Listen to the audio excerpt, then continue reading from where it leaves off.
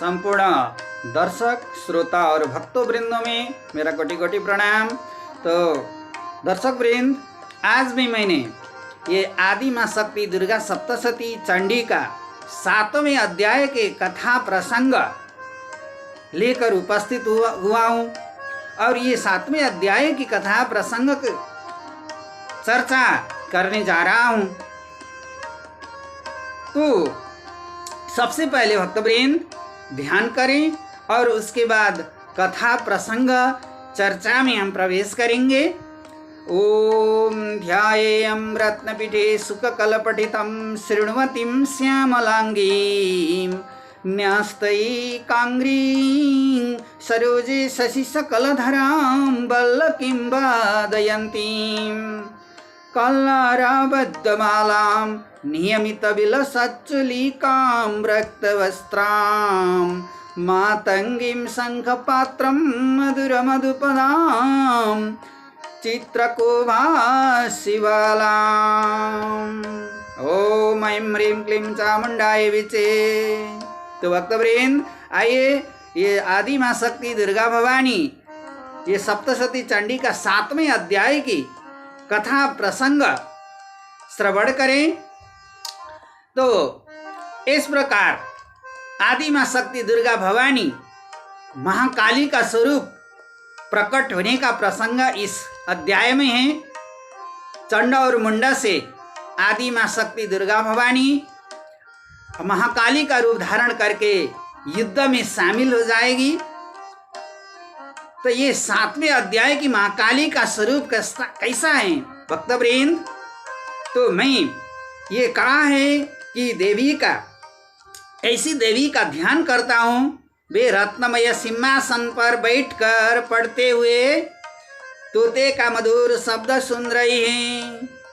उनके शरीर का वर्ण श्याम है, वे अपना एक पैर कमल पर रखे हुए हैं और मस्तक पर अर्धचंद्र धारण करती हैं और कल्लार पुष्पों की माला धारण किए बिना वीणा बजाती हैं। उनके अंग में कसी हुई चोली शोभा पा रही है भक्तवृंद। वे लाल रंग की साड़ी पहने हाथ में शंखमय पात्र लिए हुए हैं। उनके बदन पर मधु का हल्का हल्का प्रभाव जान पड़ता है और ललाट में बेदी शोभा ले रही हैं। तो ऐसी देवी का कथा प्रसंग तो ऋषि कहते हैं, जब निशुंभ ने चंड और मुंडा को हिमालय की ओर उस अंबिका देवी से युद्ध करके उनको परास्त करके उनके पास ले आने के लिए भेज दिया, तो शुंभ की आज्ञा लेकर चंड मुंड आदि दैत्य चतुरंगिनी सेना के साथ अस्त्र शस्त्रों से सुसज्जित होते हुए हिमालय की ओर चले। फिर गिरिराज हिमालय के सुवर्णमय ऊंचे शिखर पर पहुंचकर उन्होंने सिंह पर बैठी हुई देवी को देखा। वे मंद मंद मुस्कुरा रही थी। उन्हें देखकर दैत्य लोग तत्परता से पकड़ने का उद्योग करने लगे उन देवी को। तो किसी ने धनुष तान लिया, किसी ने तलवार संभाली और कुछ लोग देवी के पास आकर खड़े हो गए।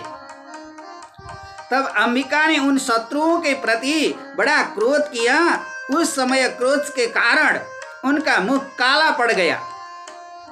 तो भक्तवृंद, जब क्रोध जागृत हो जाती है ना आदि माँ शक्ति को, तो उनका शरीर और स्वरूप मुखाकृति काला पड़ जाता है।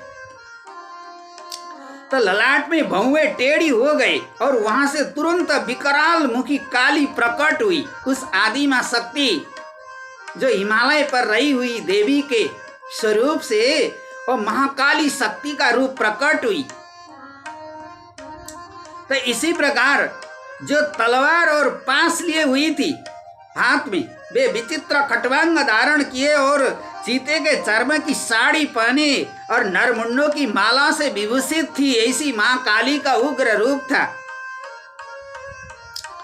ऐसे माँ काली का उग्र रूप से विभूषित होते हुए भी उन महादेवी प्रकट हुई। उनके शरीर का मांस सूख गया था भक्तवृंद, कुछ भी नहीं था। केवल हड्डियों का ढांचा था, जिसमें वे अत्यंत भयंकर जान पड़ती थी। जैसे अस्थि पिंजर से युक्त वो शरीर हो ना, जहां मांस न हो, वैसा शरीर दिख पड़ा। उनका मुख बहुत विशाल था, जीभ लपलाने कारण वे डराने वाली प्रतीत होती थी। ऐसी मां काली का उग्र रूप थी। उनकी आंखें भीतर को धसी हुई और कुछ लाल थी। वे अपनी भयंकर गर्जना से संपूर्ण दिशाओं को गूंज रही थी। बड़े बड़े दैत्यों का वध करती हुई वे काली का देवी चलने लगी। जो चंड और मुंड युद्ध के लिए गए थे ना भक्तवृंद, तो बड़े बड़े वेग से दैत्यों की उस सेना पर टूट पड़ी और उस सब को क्षण भर में ही भक्षण करने लगी। ऐसी मां काली देवी ने उन असुरों की सेनाओं को, पार्श्व रक्षकों, अंकुशधारी महाबातों, योद्धाओं और घंटा सहित कितने ही हाथियों को एक ही हाथ से पकड़कर मुंह में डाल लेती थी। इसी प्रकार घोड़े, रथ और सारथी के साथ रथी सैनिकों को मुंह में डालकर वे उन्हें बड़े भयानक रूप से चबा लाती थी। ऐसी मां काली का रूप था आदि मां शक्ति दुर्गा भवानी का। तो किसी के बाल पकड़ लेती, किसी का गला दबा देती, किसी को पैरों से कुचल डालती और किसी को छाती के धड़ से गिराकर मार डालती थी। वे असुरों के छोड़े हुए बड़े बड़े अस्त्र शस्त्र मुंह से पकड़ लेती और रोष में भरकर उनको दांतों से पीस डालती थी। ऐसी आदि मां शक्ति मां काली का रूप था। भक्तवृंद, काली ने बलवान एवं दुरात्मा दैत्यों की वह सारी सेना रोड डाली, खा डाली, कुचल गई, कितनों को मार गिराई।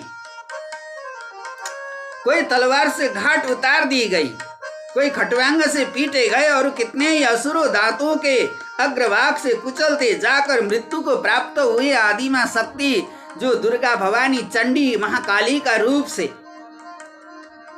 तो इस प्रकार देवी ने असुरों की उस सारी सेना को क्षण भर में नष्ट कर दिया। यह देख चंड अत्यंत भयानक हुआ। फिर काली महाकाली देवी की ओर चल पड़ा जो चंड असुर था।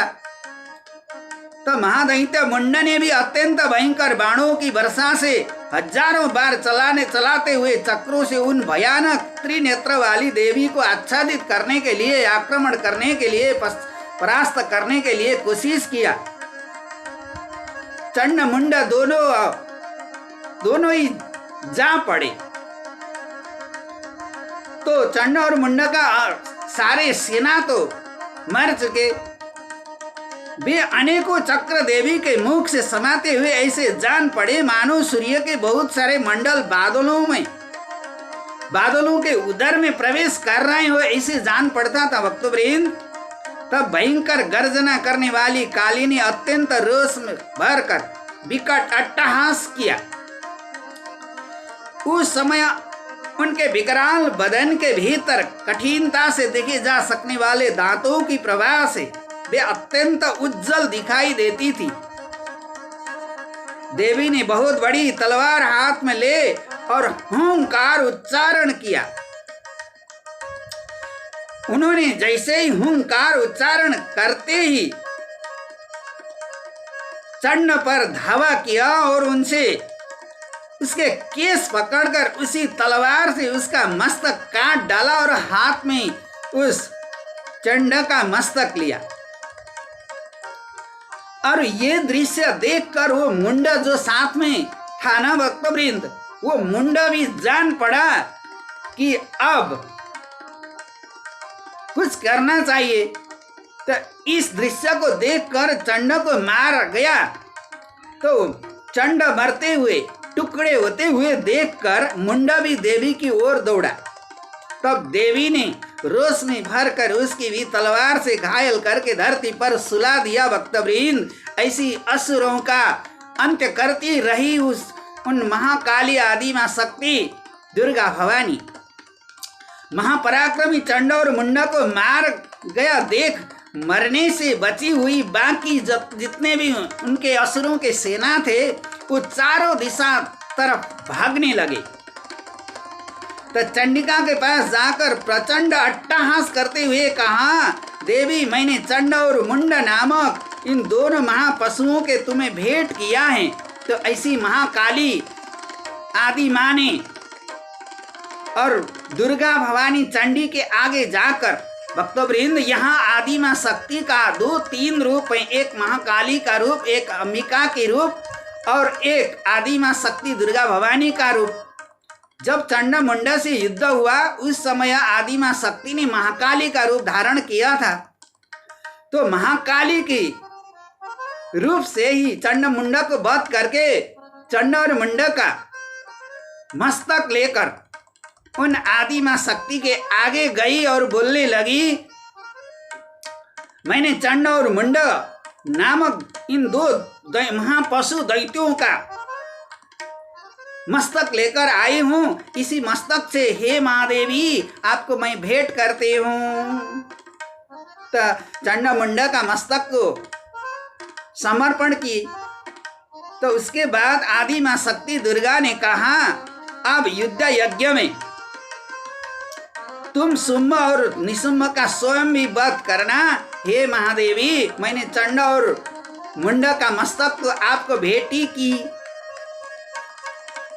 ऐसी चंड मुंड का मस्तक भेंट करने की कारण उन महाकाली ने आदि माँ को ऐसी मस्तक को भेंट करने के कारण आदि माँ ने कहा, हे महाकाली देवी आपका वो जो महाकाली रूप है ना उसी को चामुंडा देवी के नाम से विख्यात हो जाती।